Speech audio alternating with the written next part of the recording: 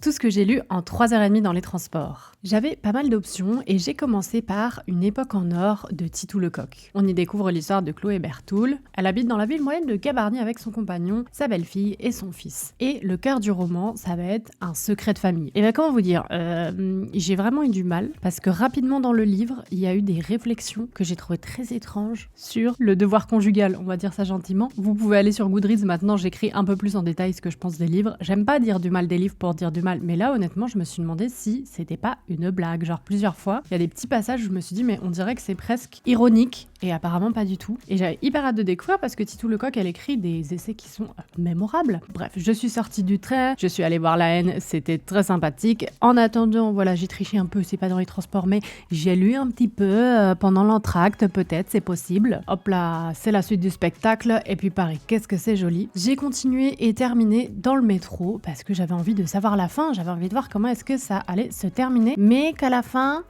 tout se rassemblait pas vraiment, je sais pas, ça faisait pas très roman. Mais bon, chacun son truc. Après, hop, c'est l'heure d'aller au cinéma. Je suis allée voir La Femme de ménage, je vous en parle samedi sur YouTube. Dans le métro, je me suis penchée sur Reconnaître l'étranger d'Isabella Ahmad. J'avais découvert cette autrice palestinienne avec Hamlet le long du mur. Trop bien. Et là, j'aime trop, c'est Gallimard qui a lancé des sortes de petits tracts. Et dans celui-ci, c'est la traduction d'une conférence prononcée par Isabella Ahmad 9 jours après les massacres du 7 septembre. Et elle se questionne sur la Palestine et le récit. Il y a plein de sujets différents en très peu de pages. Si vous voulez vous intéresser à la Palestine et son histoire et que de commencer un gros livre, ça vous fait peur, je trouve que c'est une super introduction. Et dans le train du retour, j'ai commencé Allô la place de Nassera Tamer. C'est l'autrice qui raconte son rapport compliqué avec l'arabe. C'est la langue de ses parents, mais elle la maîtrise très mal et elle a envie d'apprendre. Elle va donc s'inscrire à l'Institut du monde arabe et former une sorte de tandem linguistique avec Mère qui vit au Maroc. Pour elle, une manière de se rapprocher de sa culture, se rapprocher de ses parents.